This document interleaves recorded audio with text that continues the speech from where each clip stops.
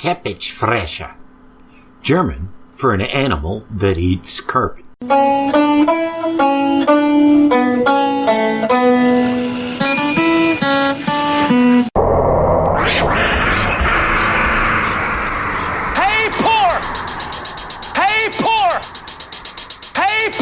You don't have to be poor anymore. Jesus is here. The loudspeaker spoke up and said, Christianity is stupid.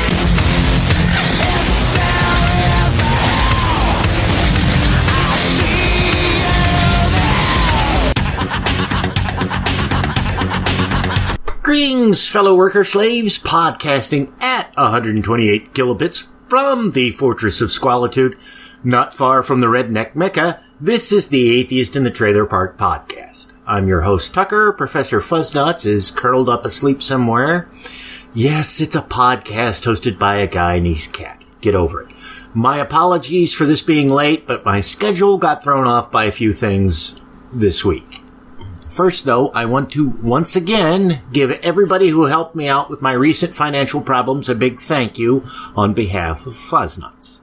As I said in the last episode, I had enough extra money, thanks to all of you, that I was able to order his flea medicine. The day before the stuff arrived, the poor little guy was so bothered by his fleas that he was up all night chewing at them.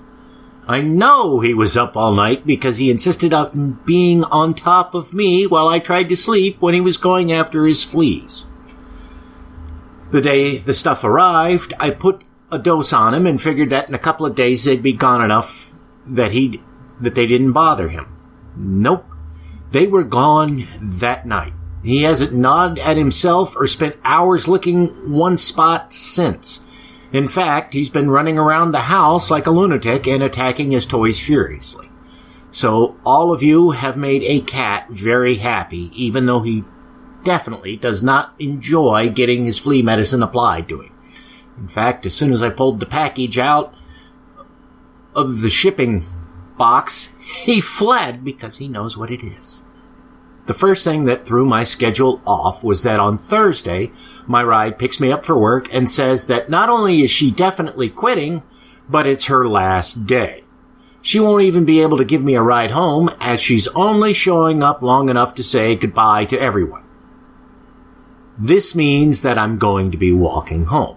So that's an hour and a half gone. And Thursday's usually the day I put the show notes together for the news episodes. I get home, get dinner, start working on the show notes when the power goes out due to a thunderstorm. When the power doesn't come back on after a few minutes, I just go to bed because since I no longer have a ride to work, I've got to get up early in the morning, so there's no point in me sitting around waiting for the power to come back on just so I can go right to bed. On Friday, when I get home, I do a little more work on the show notes, stop to get something to eat, and promptly fall asleep on the couch as soon as I'm done eating. I wake up at 2 a.m. and crawl into bed. On Saturday morning, I finish the show notes, send them to America. We record the show, and I take care of things around the house. Sunday, which is the day when I normally edit the show, I realize, oh yeah, I gotta get groceries. So, that eats up part of my time, not to mention we did our stupid time change this weekend, so I lost an hour there. I take care of the things I need to do to be ready for work, like make my lunch and so on. With all that done, I then sit down to start working on this episode. I did a dozen or so drafts of the opening. None of them were right. I'd always forget something, decide I didn't like this or that, and have to redo it. Then it got to the point where if I was going to get an episode out, I was going to have to record the opening on the fly. Again, I screwed everything up and would have to start over again. Eventually, it got so late that I had no choice but to go to bed.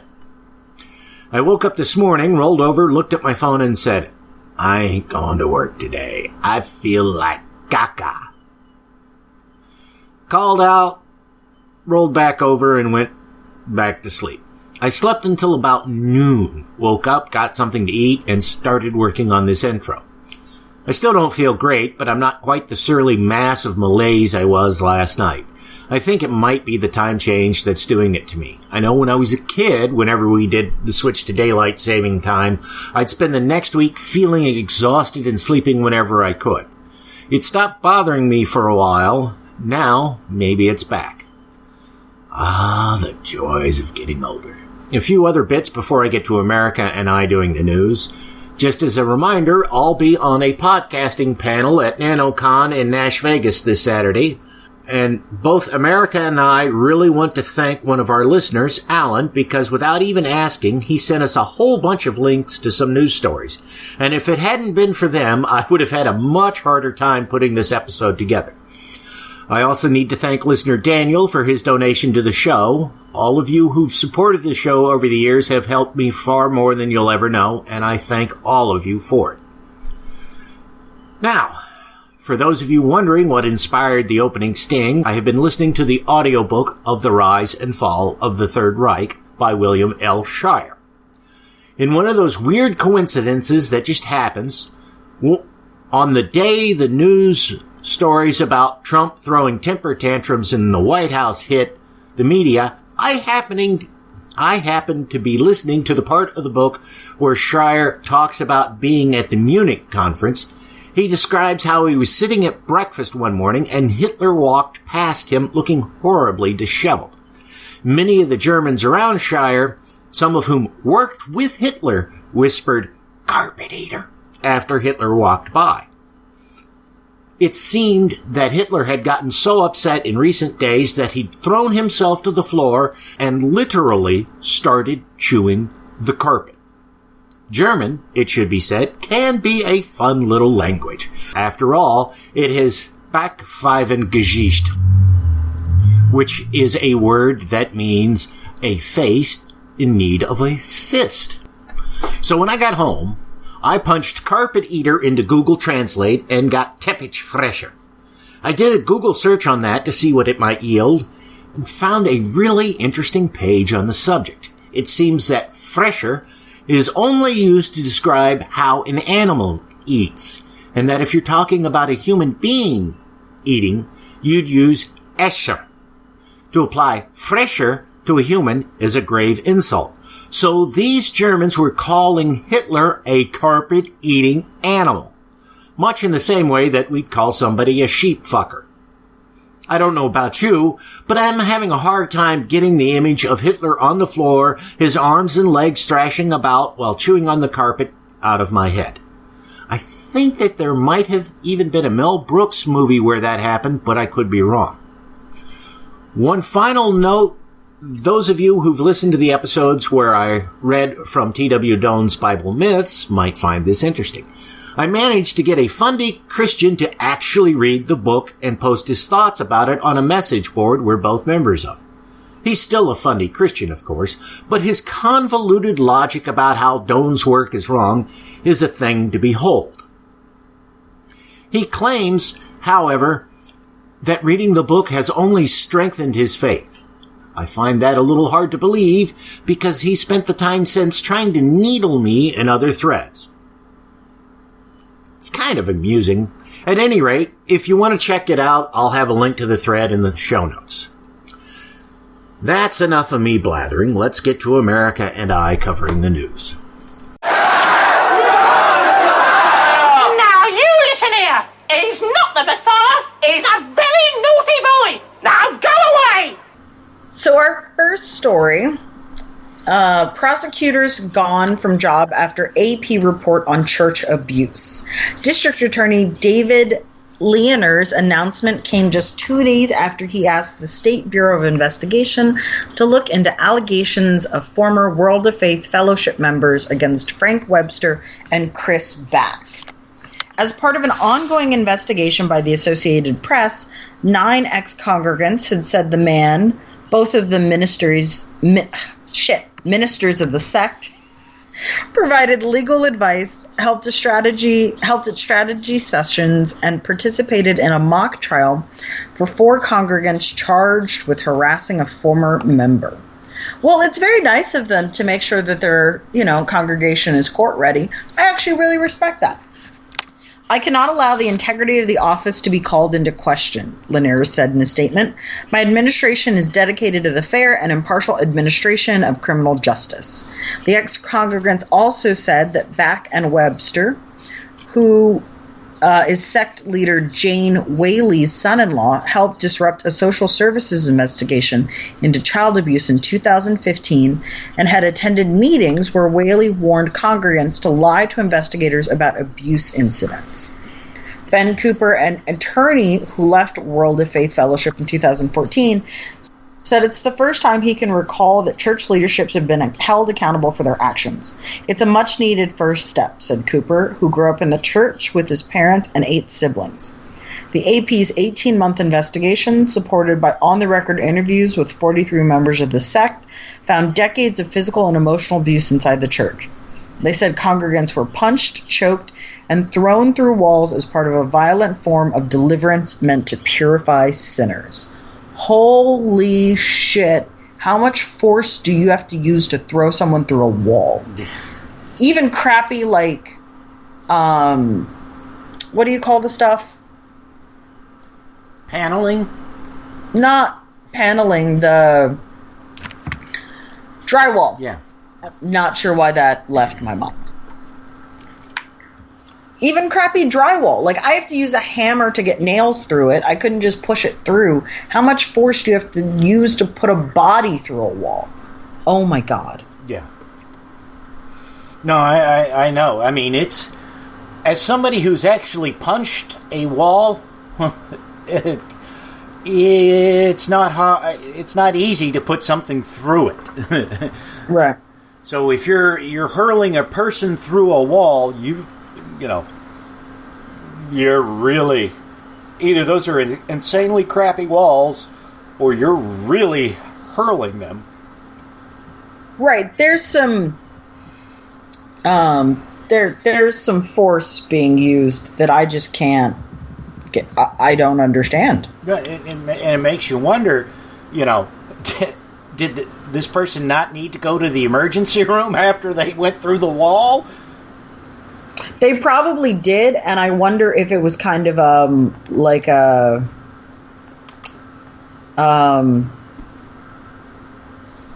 they have medical staff on hand. They send people to... I have a friend who was in what sounds like a fucking cult, and he says that they picked people and said, okay, you're going to nursing school. Okay, you're going to be a doctor. You're going to be a lawyer. So that when the shit hit the fan, this group of people had a dedicated team of professionals within their group, so they never really had to worry about going outside of it. If somebody punched their kid too hard, there was someone there to fix that, and they didn't ever have to go to a hospital. Or they just don't trust doctors. Yeah, that sounds about right. I know there are cases where they take somebody, where it's not just a 1 or 2 cult thing. There's lots of them that do things like that. You know, where they take people to places they know that the folks there won't ask questions. Right. So. All right. That is horrifying. Yeah. Well, and there's also, I don't know what the laws are in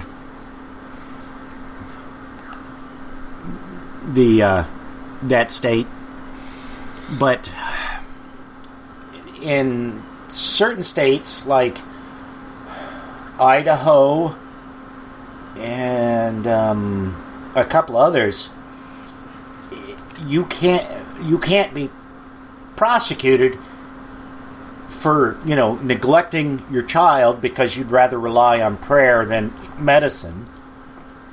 And there's other states where, you know, you basically have to murder your child before they'll prosecute you for abuse if, you know, your behavior is in accordance with your religious beliefs. But Idaho, I think it's Idaho, maybe Iowa, No, it's Idaho. There's like this one cemetery. Well, there's like a cluster of cemeteries that all belong to this one whacked out cult that won't treat, doesn't believe in medicine. And there are hundreds of graves in there of young children who died of easily treatable conditions in the past 30 years. God. There was an article I read about them, and there was a photo of they had photos of the children, and there was this one girl, she was like 16, and she was like an honor student and all this stuff. She died from a bladder infection because her parents wouldn't take her to the doctor. What? Yeah. That is unacceptable. Yeah. Absolutely unacceptable. And I think it's the case in Idaho where the medical examiner is not required. They're not required to report the death to the authorities under those circumstances because it's ruled as God's will or some such nonsense. So they can't say this child died of neglect. They just have to say this child died of a disease. This disease. That is horrifying. Who is having children and then just letting them die of such easily preventable things? Good Christian families. That's who. Wow. And while we're on the subject, the next story is from the newcivilrightsmovement.com, ABC News. Hundreds of children, anti-gay conversion camps for kids operating across the country.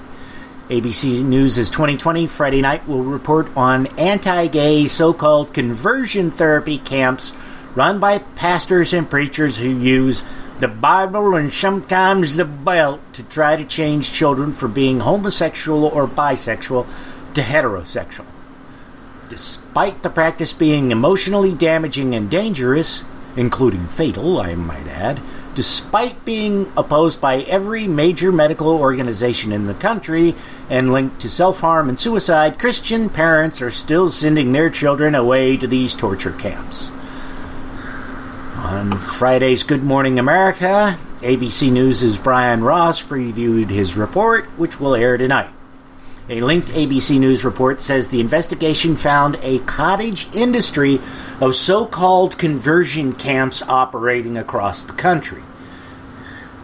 Christian ministries or camps where gay teens are sent by parents who want their children to change their sexuality, Ross says. The Blessed Hope Christian Academy, Ross says, is run by a Christian pastor who charges $21,000 a year to deal with teenagers who consider themselves gay. And he says parents give written consent for their children to be hit if they act up. The pastor on hidden camera says, "It is going against the word of God. It is not biblically right." Oh my God. People are... Why do these people have children? Like, why? So basically they only want kids if they come out, like, straight and Christian. Straight, Christian, and Republican. Gotta be Republican. Yes. Yeah. No, it's insane, and I'd be willing to bet that there's, the underground network that they're talking about, or the cottage industry, are probably closely tied to private Christian schools as well. So, the kid's going to the school, and the teachers think the kid's gay, so they contact the parents and say, "We think your child's gay, and for modest fee, we can make sure they come out straight." Well, of course, the parents are going to pay that because they're good old Christians. They're sending them to one of them good Christian schools where they don't worry so much about them fancy book learnings and just worry about what's in the Bible, because that's all you need to know. Yeah. Like the Bible teaches people how to do open heart surgery. I met a girl through a Facebook group thing, and we hung out once. And I discovered she had a YouTube channel, so I'm watching her YouTube channel. And she has a video that says, how I met and married my husband in 90 days. And she went to... The story started out saying, if you don't like Jesus or anti-religious, please turn away because this is going to be very Jesus-heavy, yada, yada. And I was like, oh, shit. Because I liked her, and then, I watched this video. Basically, she went through what she calls Bible study college, where she, like some fly-by-night community college sort of setup where it was only 2 years, and it was partially through a local church where she lived and then partially online, where she has a degree in, like, Bible study, I guess. And I was just like, what? Why would you do this? This isn't a college degree. Why would you do this? And she said, oh, it's because I wanted to play basketball in high school. And my mom was like, no, that's the first sign of you being gay. So you're going to this Bible college. I was like, all right. So sports are gay, depending on the sport and the sex. That's okay. So, yeah, she's got like this fly-by-night BS associate's degree because she wanted to play basketball as a woman. All systems go. Prepare for countdown. 10, 9, 8, 7, 6, 5, 4, 3, 2, 1. Let's off to adventure in the amazing year 400 billion with Commander Horse and his faithful companion Cadet Stabby as they roam the endless uncharted regions of space at speed so fantastic they level the imagination. Prepare to surge to sublight speed. So our next story is about the first black astronaut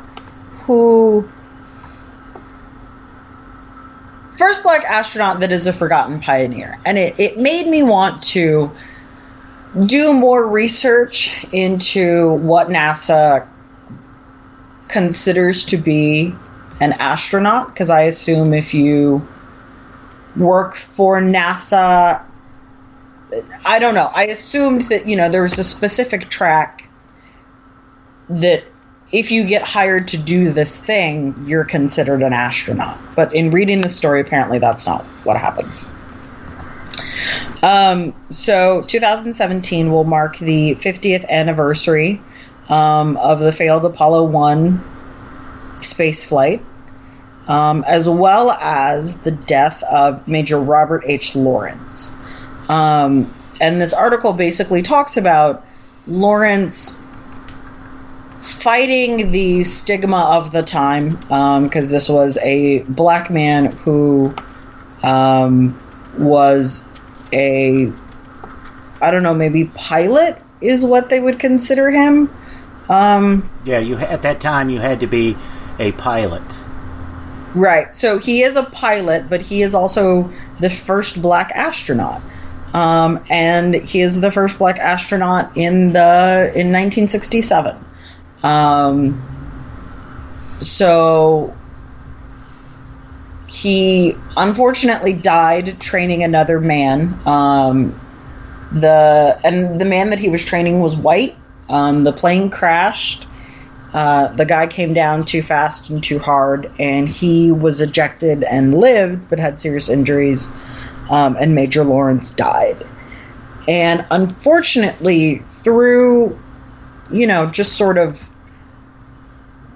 bad policymaking in other areas,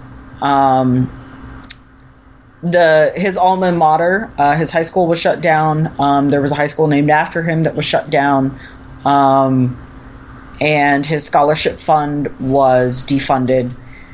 So there's really no recognition, and he will probably be forgotten in history. And in the same way that the 3 female computer programmers who were the basis for the book Hidden Figures, and then the movie, so Katherine Johnson, Mary Jackson, and Dorothy Vaughan, In the same way that they were sort of forgotten in history until this book and the movie, he will probably be forgotten, and I don't see a movie or anything coming out right now. So perhaps young black scientists who want to know history will remember him and do research, but others will not. And that makes me kind of sad. Because in an administration where we are erasing science, we then erase a lot of amazing people, and especially women and minorities who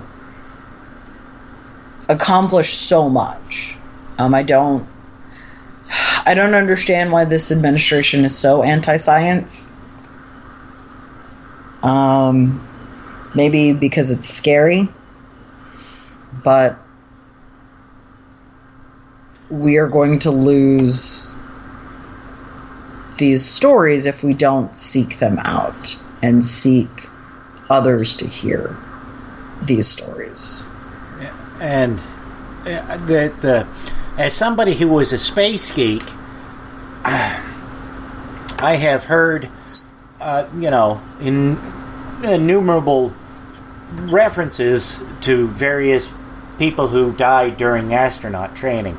But this, when I saw this article, it was the first time I'd ever heard of him. There's in the From the Earth to the Moon series that HBO did some years back, they make a reference to Elliot See and Charles Bassett. I think that's who it is. But they were two trainees. I'm not even sure they had flown at that point, although they may have, getting killed.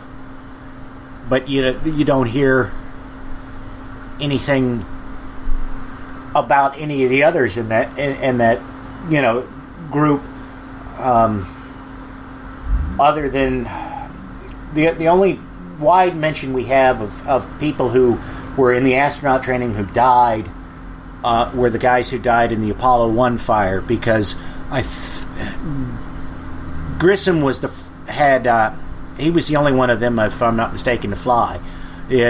Or one of the others may have flown in space before, but I'm almost certain it was only Grissom. And they talk all about Grissom and White and Chafee, but none of the other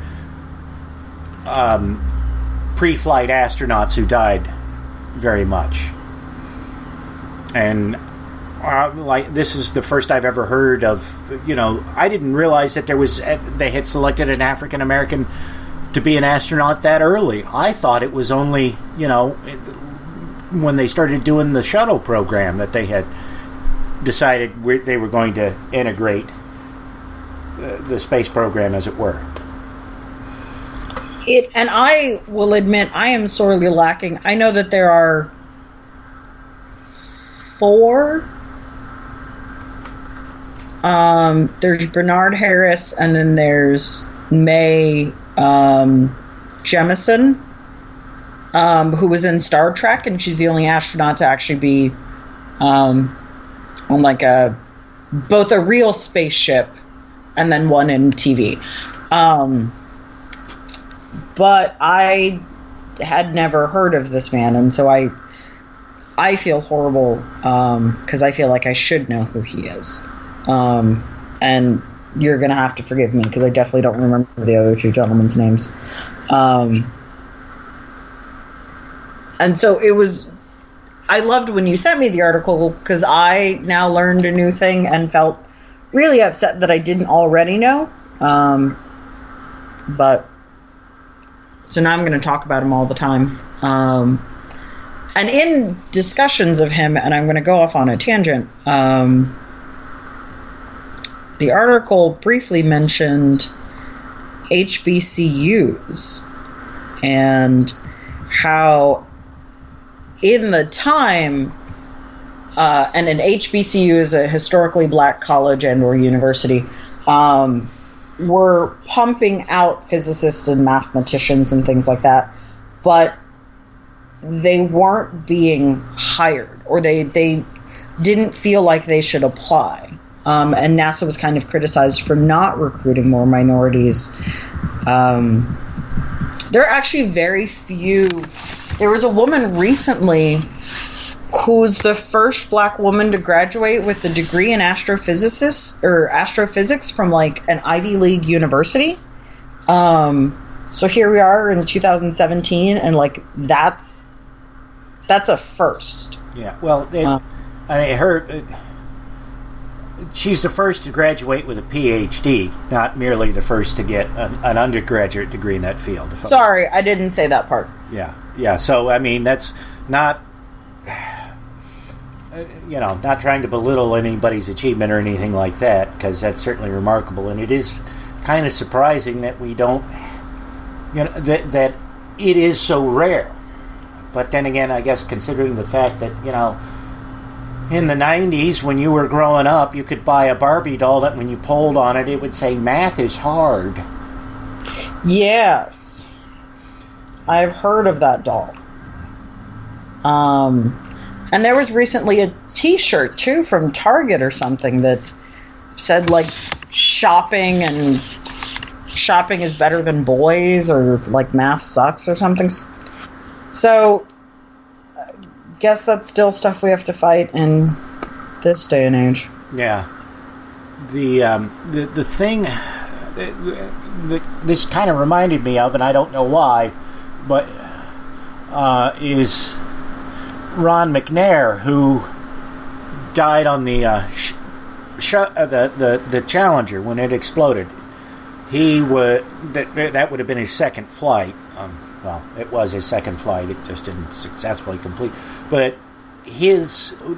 one of the things he was going to try and do while he was in orbit on the shuttle, had it not been blown up, was he was going to record music up there. It would have been the first piece of music ever performed in space. And a musician by the name of Jean-Michel Jarre was going to use that for a track on one of his record albums. Because apparently they were close friends, and after the Challenger blew up, he couldn't do that, and so he, like Jean-Michel Jarre, sat on the album for a while after that, and then he released it with somebody else playing it, but dedicated it to Ron, and made a big deal about it. In fact, the music videos they released related to that album all had shots of the shuttle and Ron McNair in them. But I don't know why that that, I guess because McNair's, he was he's the black astronaut I know, I can remember first hearing about. I mean, even though the current head of NASA is a black astronaut, Ron McNair just sticks into my head because of the Jean-Michel Jarre album. Right. So, let's get to the next story. This comes from Gizmodo.com. Matt Damon might have been right about potatoes on Mars. In 2015, Matt Damon reprised his role of confused Boston actor in the sci-fi film The Martian. I guess whoever wrote this really doesn't like Matt Damon. That makes sense if you've actually seen Team America: World Police, because they have a Matt Damon puppet in there, and he always just goes, Matt Damon. I do love that movie. Yeah. It's hilarious. Who doesn't love puppet sex? Very true. The We Bought a Zoo star was able to survive for months on the Red Planet thanks to his ingenious decision to grow potatoes for food. Now, a NASA-backed project wants to see if Matt Damon's potato scheme could actually work on Mars, and the early results are promising. In 2016, the International Potato Center, which is a real place, began its second phase of a project to grow potatoes using the driest soils from the Peruvian desert. The team surmised that if the project was successful, the findings could help astronauts master the art of growing potatoes on Mars. After all, the soil was used was imported back to this group's lab in Peru precisely for its Mars-like aridity and high salt content. The project was aptly named Potatoes on Mars. Now, the group has released video footage showing that the team has indeed grown potatoes using this Mars-like soil. Now, this is just kind of cool for a variety of reasons. For me, it's cool because I had found out about The Martian before it was even a book. Really?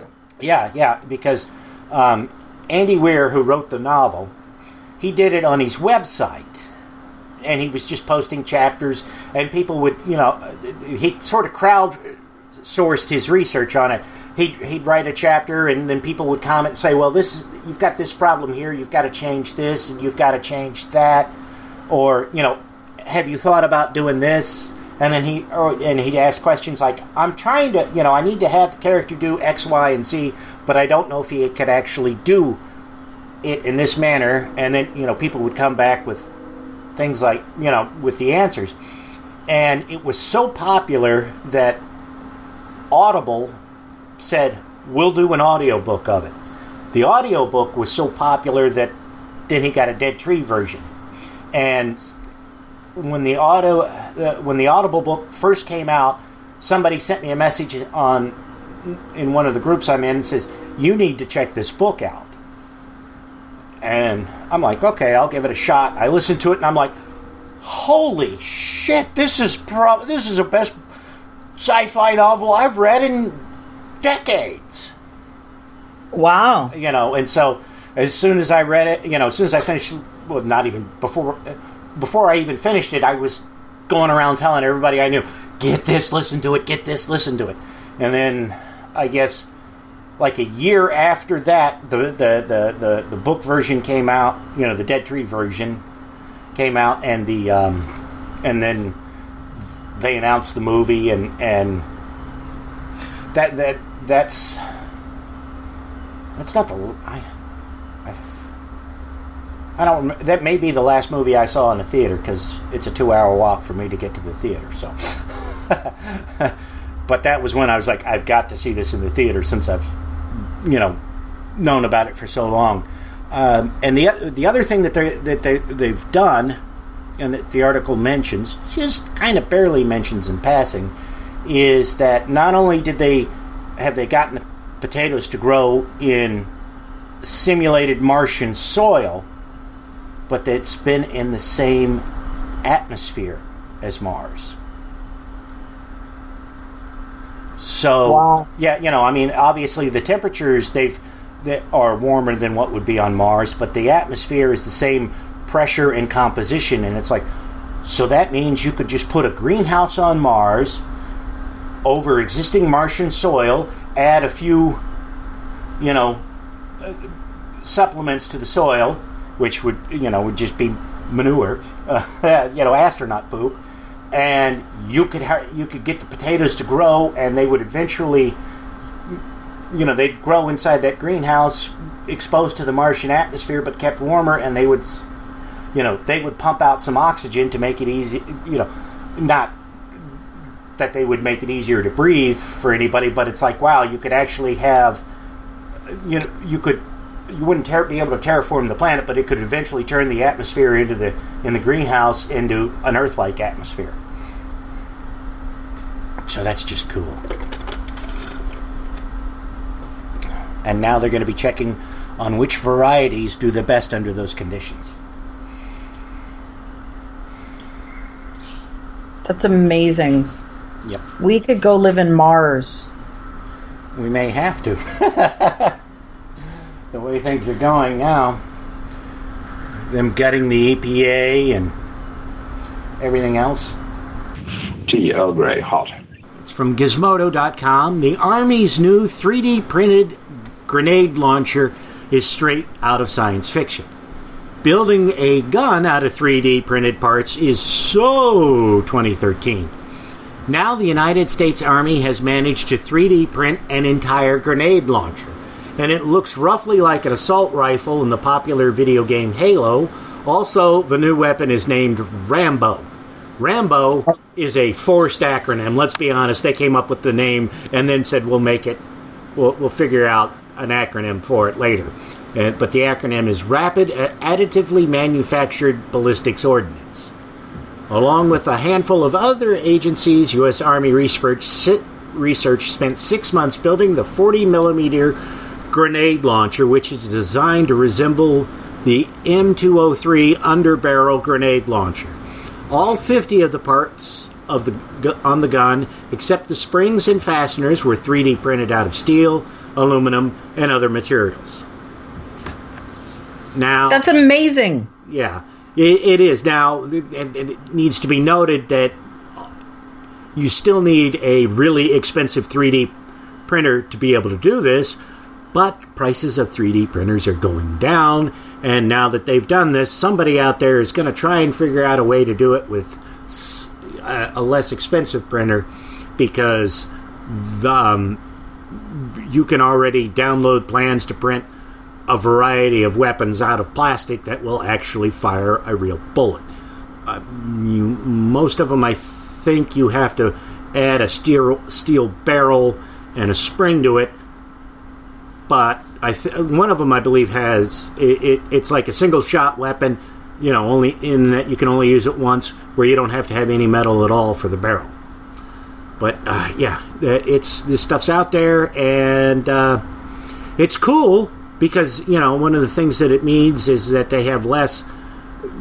They can take, rather than taking a whole bunch of parts out into the field, they can just take raw materials, and so they can make whatever they need as they need it, rather than saying, we brought 5,000 springs, we've only needed 200 springs, and we brought 300 triggers, and we need 500 triggers.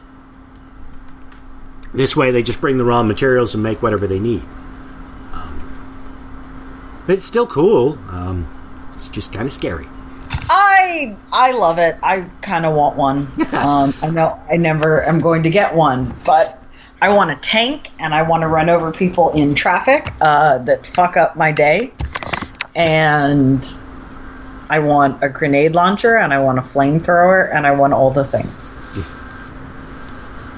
Yeah, I love it. I could just make my own grenade launcher at home.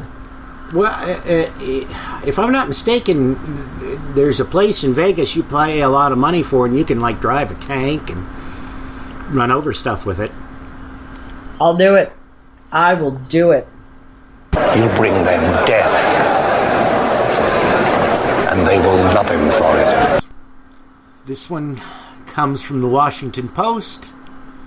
To fund border wall, Trump administration weighs cuts to Coast Guard airport security. I really don't need to read any more beyond the headline, because the headline just shows the stupidity of all of it. I'm sure you've seen that meme that's going around that's shows the thing, if Trump builds the wall, I think I see a problem, pointing to the vast amounts of American coastline that people can get in via that way. So instead of just walking across the border, they take a boat like everybody from Cuba does when they want to get to America.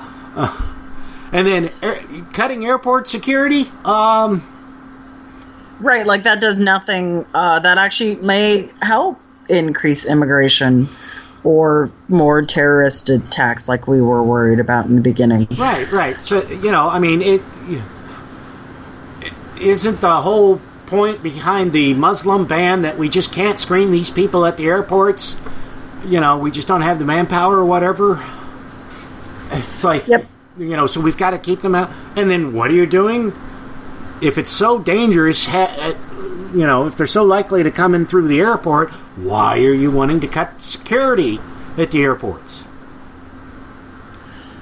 I'm telling you, this man, he probably knows 6 contractors, right? He knows some major people. And they are going to get a whole bunch of money to build this border wall. And we're going to have a whole bunch of poor-ass Americans scrambling for these jobs. Well, because I read somewhere, and I don't know where, and I don't know how people come up with these numbers, but apparently the starting salary for construction workers for the border wall was $80 an hour. I find that hard to believe. And The Economist, which is not what one would consider to be a liberal magazine by any stretch of the imagination, did a piece not too long ago where they tried to, they're like, okay, who could build Trump's wall? Turns out that because if you're gonna be building it out of concrete, you've got some limitations as to. There's going to be a noise here. So Fuzznuts is getting into something he's not supposed to, and he's on the other side of the room. Hang on, let me shoo him off that. Silly kid. You leave my baby alone. He's perfect in all the ways. Let him destroy whatever he wants. He was going to eat something that was going to make him sick, so no. Oh, well, never mind. Yeah. But, the Economist did a study on, who could build the wall if it's going to be made out of concrete, and it turns out that the only construction companies that are close enough to do it are all owned by Mexican corporations. That's hilarious. Yeah, so...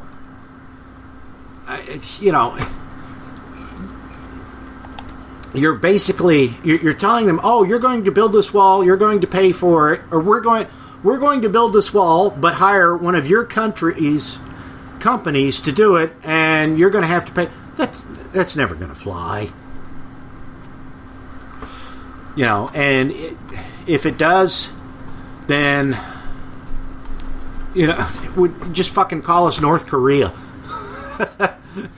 Because that's that's a nation that barricades itself is a nation that's gripped by paranoia and will soon be a greater threat to its own population than any external force could ever be. There's not really much more to say about this. I mean, I could read from it, but and he wants to get rid of the Coast Guard. Well, okay, how are you going to keep them from smuggling drugs into the country? Because they do it by boat and aircraft. And who patrols the coasts, for drugs?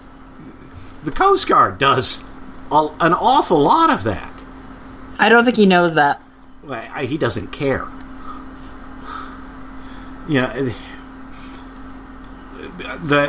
Most people don't know that the Coast Guard, in addition to protecting our borders, actually do a lot of work overseas as well.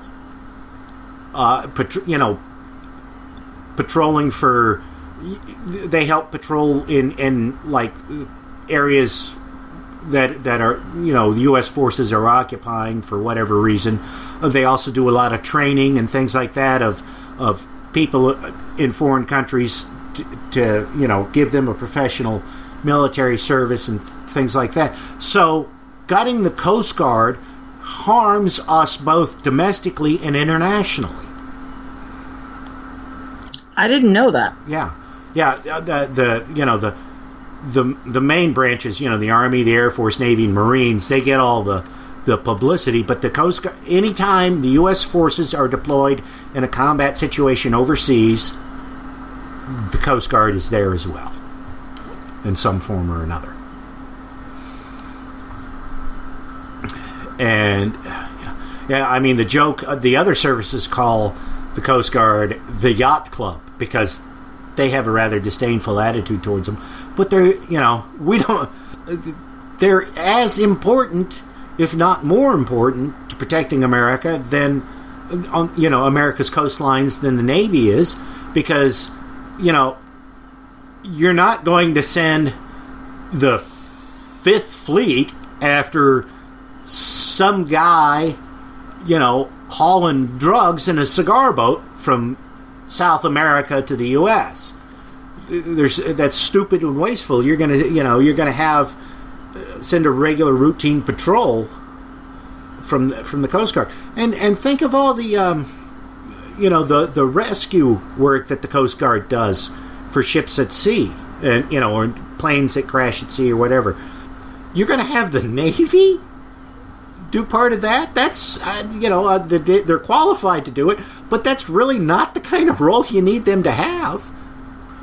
And if you're really concerned about foreign elements, you want a group like the Coast Guard protecting our shores while, we send the bulk of our, we send all our Navy over to wherever it needs to be rather than keeping a percentage of it here. But, logic, rationality, they don't apply. Synagogue hate crime suspect, an educated suburban accountant. Stuart Wright had 2 tattoos. On his left arm is the phrase, "Jesus is love," and on his right shoulder, a swastika. Wright, 31, was charged with a hate crime for allegedly smashing the window of a downtown synagogue and putting swastika stickers on its doors in early February. 3 months earlier, he alarmed members when he visited a local church, one that was the target of racist vandalism 6 times in 2016. Anti-Semitic incidents have been increasingly visible in recent months. 3 Jewish cemeteries across the country were vandalized within 1 week in February, and several dozen Jewish community centers, including one in Hyde Park, have received bomb threats since the beginning of the year.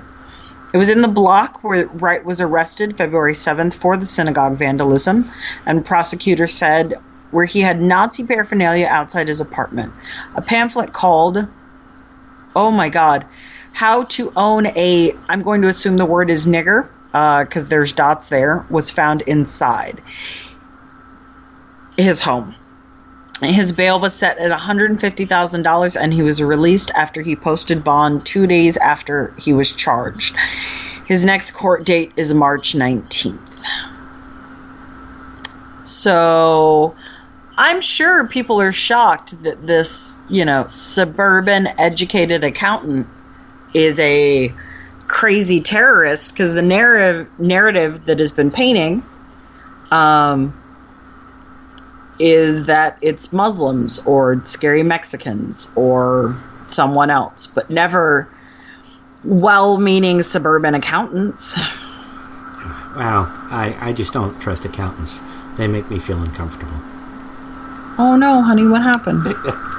That's a joke. Oh. But no, it's I just can't believe the guy was able to post bond, considering. Right.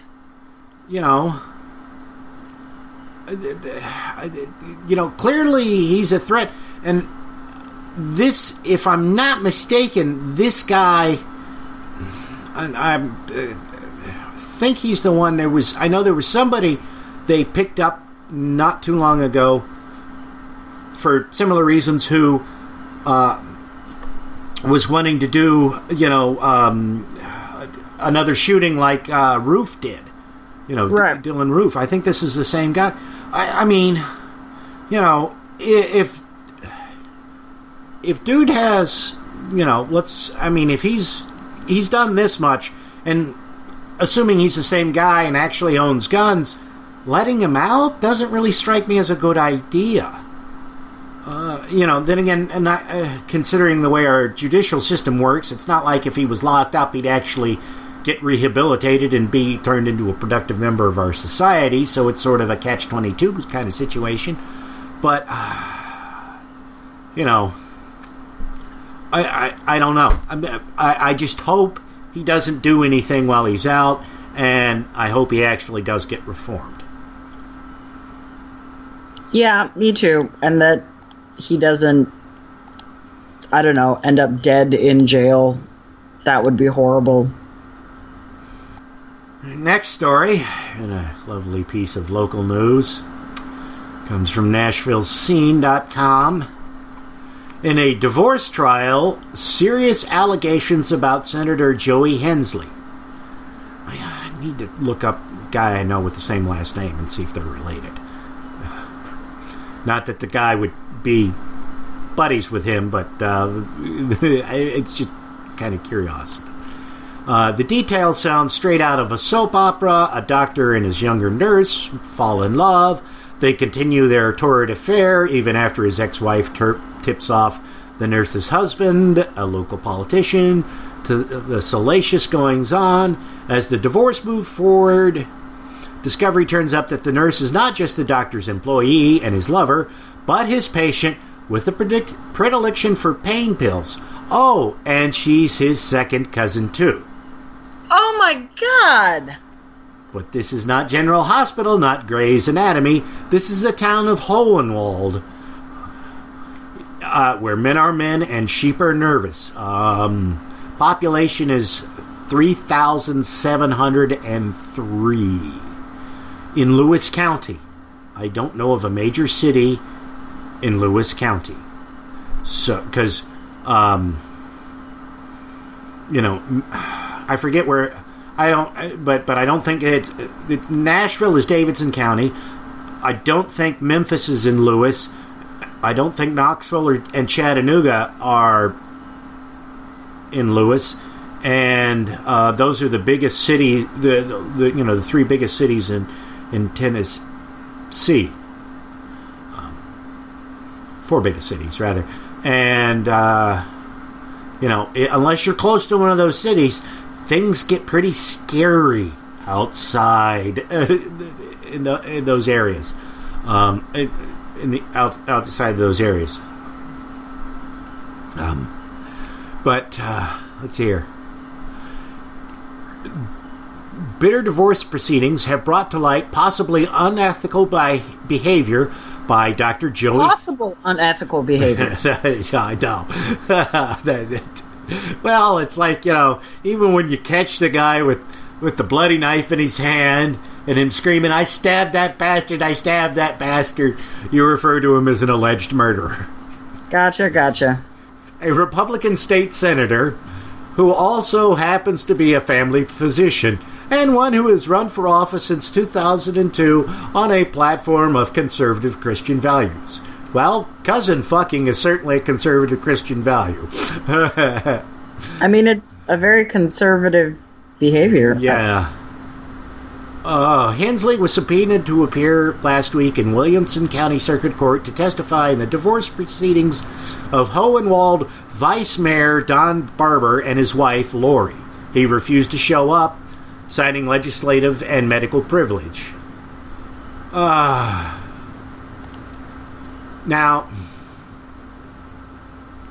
okay. No, Tucker, it's not okay to have sex with your cousins. Don't rationalize this, Tucker. I'm not trying to. Well, she's 48, so the odds of her actually getting pregnant. And, I mean, that's a good. But still, no. I'm not trying to. I'm just trying to figure out where to start with this. Because the unethical behavior.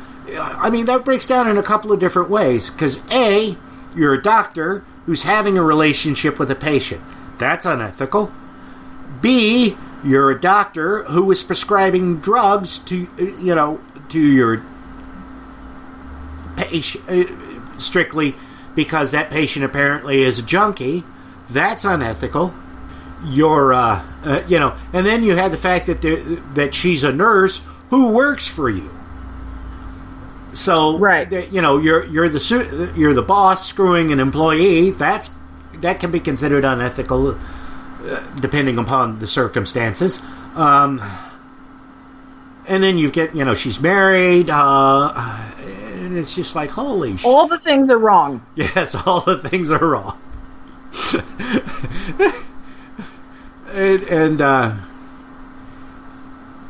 here's the other thing. This session, Hensley is sponsoring a bill from the Tennessee Family Action Council that would make children created using donor sperm illegitimate. An attempt to make it harder for gay and lesbian parents to establish paternity. But they're not the only ones who use that method, and probably not even the primary ones who use that method. Yeah. So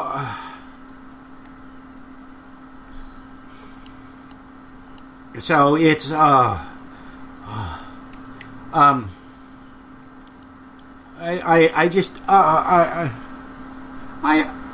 Don't think about this too hard, Tucker.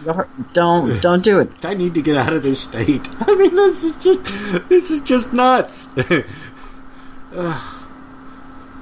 Okay. And the next two stories are yours. All yours, because I know everybody has been waiting to hear you talk about this. Oh, my God. Story number 1. Ben Carson. Slaves were immigrants who came here and worked really hard for less. Ben Carson's full quote is, "That's what America's about. A land of dreams and opportunity. There were other immigrants who came here in the bottom of slave ships, worked even longer, even harder for less, but they too had a dream that one day their sons, daughters, grandsons, granddaughters, great-grandsons, great-granddaughters might pursue prosperity and happiness in this land." Holy shit, bitch, what? How do you say... I mean, I guess you could consider slavery, chattel slavery, forced immigration, right? Forced migration. But you cannot... You called them slave ships. You know exactly what we're talking about here. They are not the same thing at all. And I don't think anyone who's suddenly been kidnapped and stuffed in the bottom of a ship suddenly worries about their ancestors and how they're going to do in this new land where they don't speak the language, where they don't look like anyone, and where suddenly the weather's fucking different. Because I can't imagine what it would be like to go from, I don't know, the Ivory Coast to fucking Alabama. Crocodiles. Well, no, you'd have both there. I can't... Well, actually, it may be safer in the U.S. But we're not going there. We're not justifying this. Ben Carson is an ignorant asshole. And I had this discussion with my coworker, and he was like, yeah, but he's an Ivy League educated surgeon, so obviously he's really smart. And I was like, no, that doesn't mean anything. I'm not sure where this idea that because we've gone to Ivy League schools, these people are now incredibly intelligent and we should let them speak on everything. Because this man is an asshole. Oh my God. So he is one of those black people that says, I pulled myself up by my bootstraps and everyone can. And if they don't, like, they're just being lazy. He doesn't make me happy ever when he speaks. I can't believe he said that. And then Samuel L. Jackson, who I'm not happy with because of his dumbass comments about black British actors shouldn't be getting black American roles, but whatever. So he said, okay, Ben Carson, I can't. Immigrants in the bottom of slave ships. So... I wish I could find a recording of Samuel L. Jackson saying those words, not necessarily, saying that tweet, but just saying those words so I could splice it together. Because he must have been like his character in fucking Pulp Fiction, where he's like, say right. What again? Say what again? And Jackson, of course, knows exactly how he comes across to people. Yes. I've heard interviews with him, and he's like, no, if there's a fight, I run the other way. He goes, but I know how people see me, so there's been times when I've just dropped into one of my characters, to change the situation for the better. But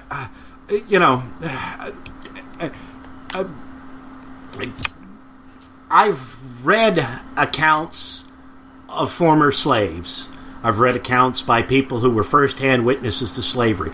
You know what slaves thought about? They dreamed about being alive the next day and not getting killed or beaten too badly. Right.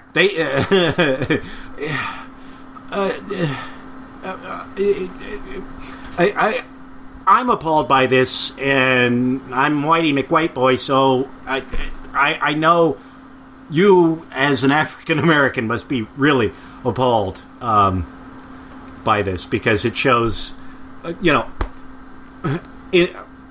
somebody with my background could be excused for making such a dumb remark, because our only exposure to black culture is what we see on TV most of the time, and our idea of slavery comes from Gone with the Wind. But for someone who grew up in government housing, who had to have seen all kinds of bad things growing up, not only the day-to-day violence that would take place in a bad neighborhood, but the discrimination, the racism that happens as you move through broader society.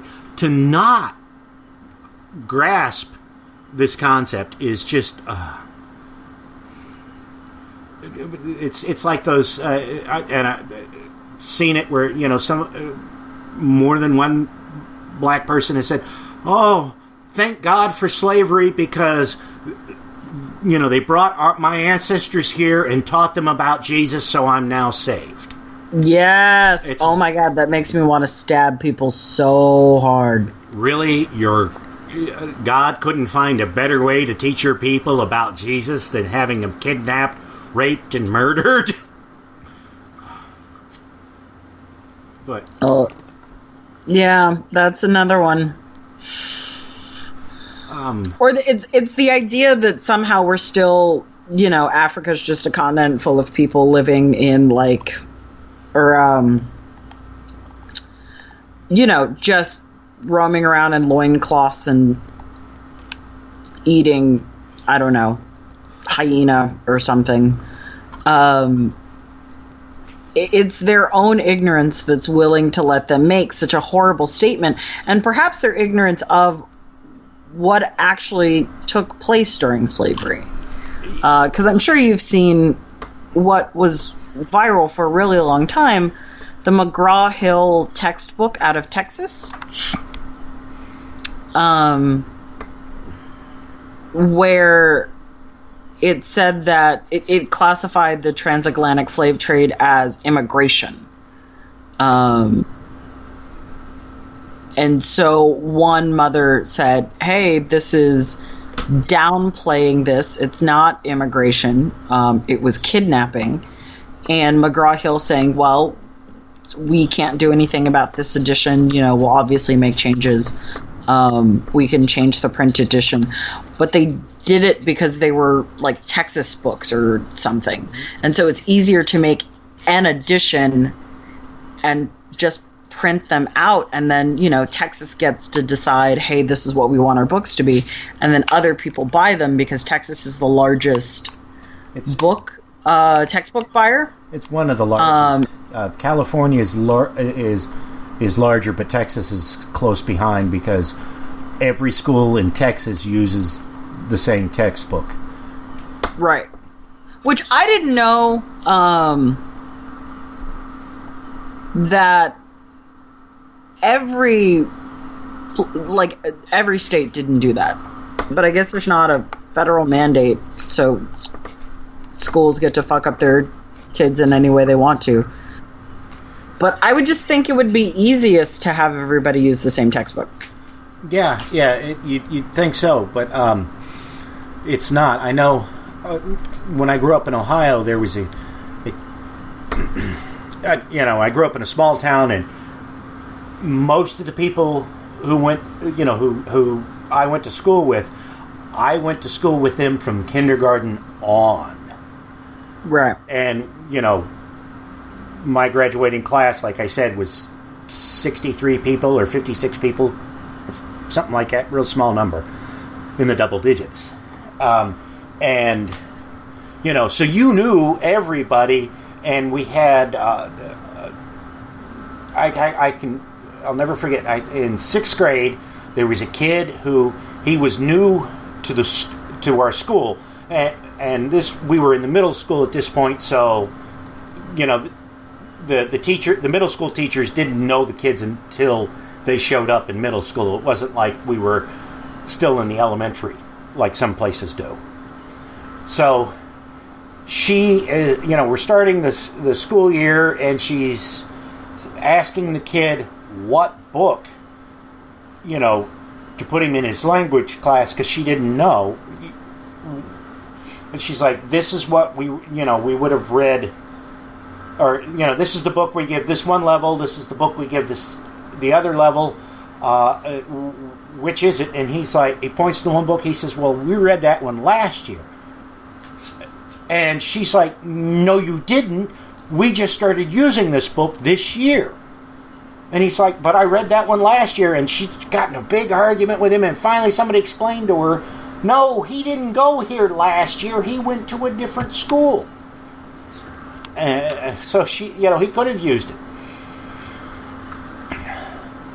So that's just,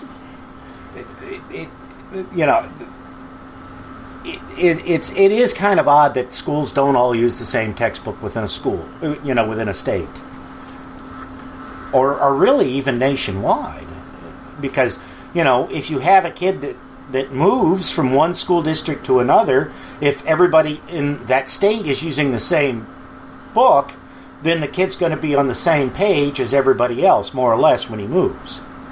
Right. So he's not going to walk in and it's like, well, wait, this is entirely different than our textbook, and it has things in it that weren't in ours, or ours had stuff that it wasn't in it. It'd be all in the same one. But not everybody does that for some reason. It sure would make life easier. Yeah.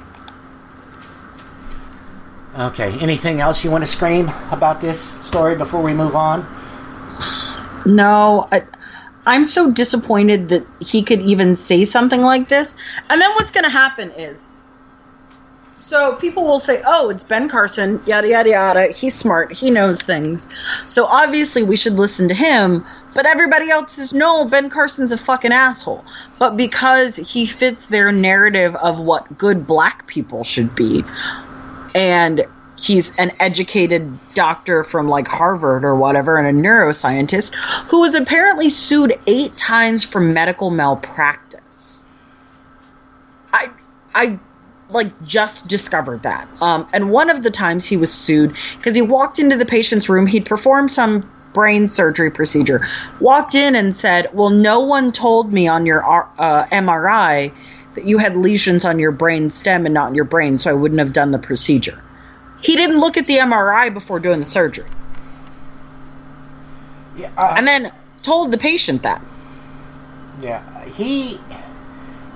I could swear I read something about his medical career that indicates that he's not somebody who his genius isn't associated with doing things to people's brains so much as it is just like research in the lab. So it's not like he's a remarkable surgeon operating on people. He's like somebody who studies shit in the lab most of the time. Oh. I could be wrong about that, but I think that's the deal. So you take my faulty memory with a grain of salt, but I think that's what it is. There's something odd about his medical career, and I don't remember what it is, but it's they're not trying to belittle him in saying he hasn't done some remarkable things. They're just saying he's not done them in the way that you think that he might have done them, and his actual hands-on experience working on people and saving people's lives is not as great as you would be led to believe just by hearing that he's a highly recognized brain surgeon. So interesting. Yeah. See, this is why I always discourage people from looking at someone's title and just, assuming they are then qualified to speak on all of the things. Yeah. Now, there is, I forget the name somebody made up for it, but they called it like Nobel laureateitis or something like that, where somebody wins a Nobel Prize in whatever field, and suddenly everybody thinks this person's an expert on everything, and so they ask them questions, and after a while the Nobel laureate will give answers on anything, whether or not it's something they have even the remotest idea about. Michio Kaku, not that he's a Nobel Prize winner, but he's an awful lot like that, because I've seen him talk about things that he has no understanding of. I mean, he can understand aspects of it the same way anybody else could, and maybe there's some minor points he would better grasp because he's got a solid background in mathematics. But, like, they interviewed him to talk about the death of some smoke jumpers out west in one of the major forest fires. He's an astrophysicist, a theoretical physicist. What the fuck does he know about smoke jumpers? Right? Right. And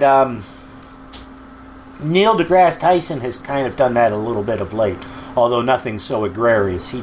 He seems to be pretty good about when somebody calls him out on being wrong, saying, whoops, I'm sorry, I misspoke, or I should have kept my mouth shut.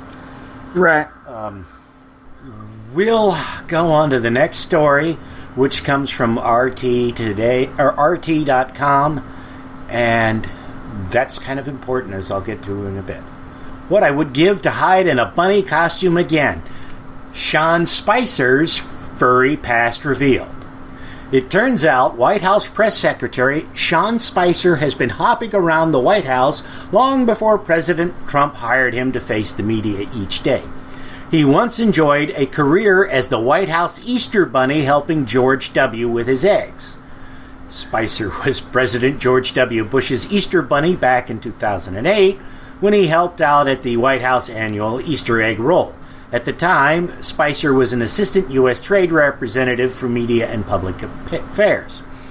According to an old interview in Politico, Spicer, who was then in the second year of his bunny career, described the bunny suit as, quote, very hot, unquote, although it was likely nothing compared to the heat he feels in his current role. In fact, the press secretary appeared wistful for simpler days, sharing a tweet featuring him wearing the suit, saying, "The good old days, what I would give to hide in a bunny costume again." Spicer's hidden past has inspired an explosion of mirth and jokes, from claims to Spicer is a furry to calls for the press secretary to go back to his simpler life as an Easter egg gifter. Now, why I bring up the fact that it's from RT.com, RT.com is Russia Today, which is Putin's mouthpiece. They are doing a hit piece on Sean Spicer. Why? Yes. They, it's like, what? Has something happened to cause Spicer to fall out of favor with the Russians and they're trying to take him down? Or are they doing a broader plan just to totally destabilize the U.S. government?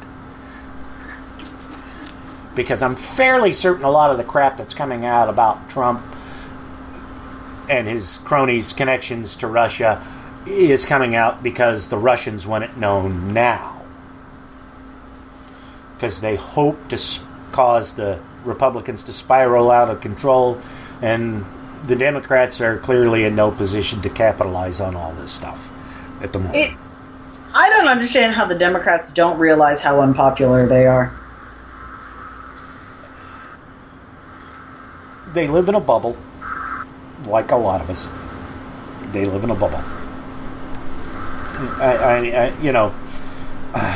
There are a lot of people who aren't necessarily Democrats, but would be inclined to support some of the same policies the Democrats do, but they won't do it because of one or two issues.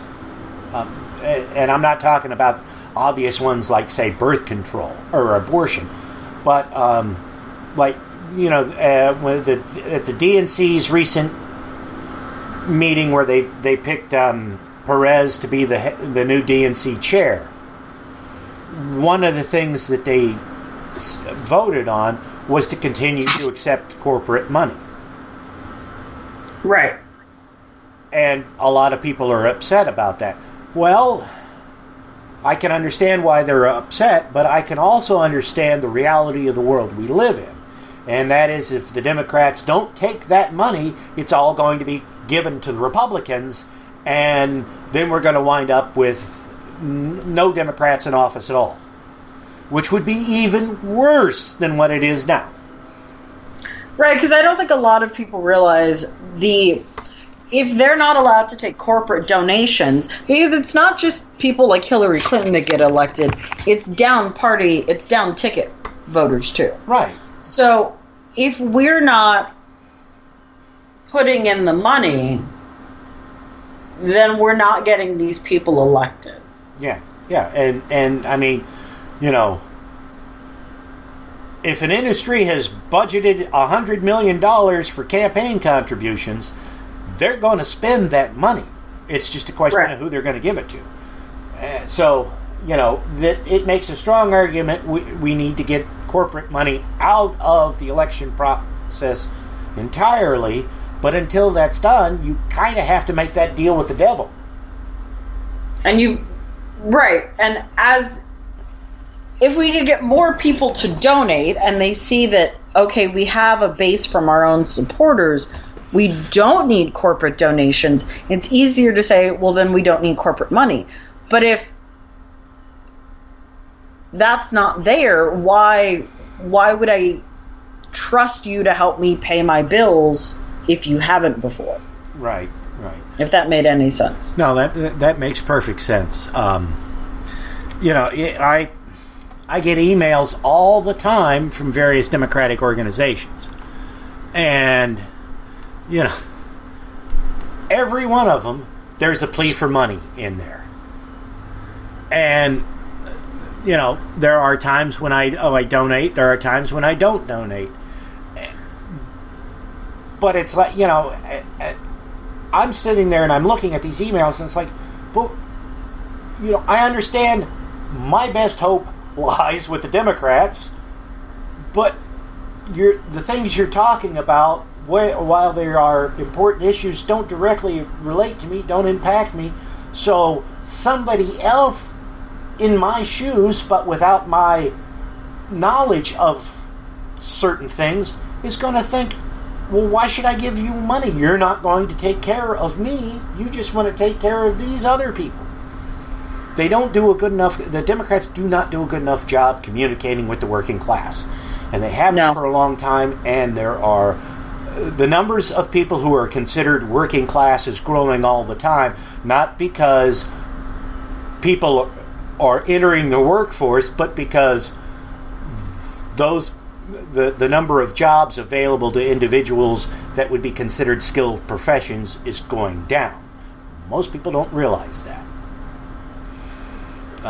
You can't, and it's real hard nowadays to get a job in a big company, you know, as an entry-level person and work your way up to management unless you've got a college degree. And generally, if you've got a college degree, they're not going to bring you in at an entry-level position. They're going to slot you in middle management somewhere. So, you know, the people that are running the Democratic Party don't have a connection with the working class. It's one of the reasons why I go to the local Democratic Party meetings, is because I am most assuredly working class. And that's also why I don't ask anybody to give me a ride there.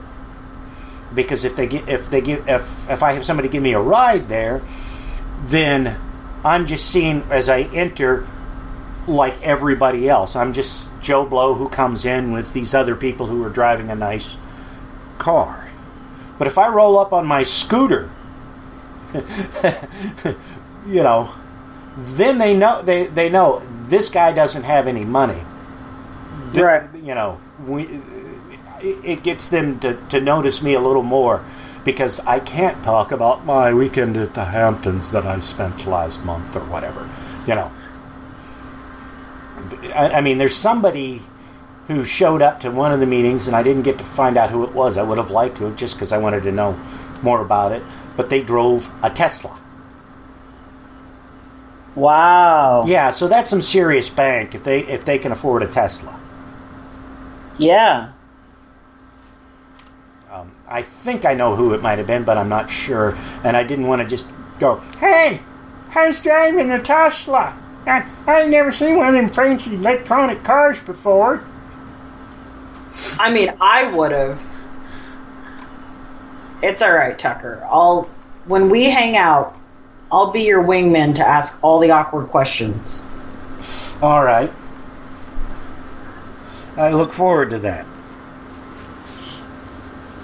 It's going to be great. That's it for this episode of The Atheist in the Trailer Park Podcast. You can subscribe to the show on iTunes, Stitcher, as well as just about anywhere else podcasts can be found. Many of the episodes are also on YouTube. Follow the show on Twitter. @TParkAtheist is the show's Twitter handle. It's on Facebook at facebook.com/trailerparkatheist.com. If you happen to like the podcast, please rate it on iTunes. If you'd like to support the podcast, there's a donate button on the show notes page. You can support it via Patreon at patreon.com/TNTucker. Thanks for listening. Say goodnight, Fuzz-Nuts. All I know is this violates every canon of respectable broadcasting. Damned cat.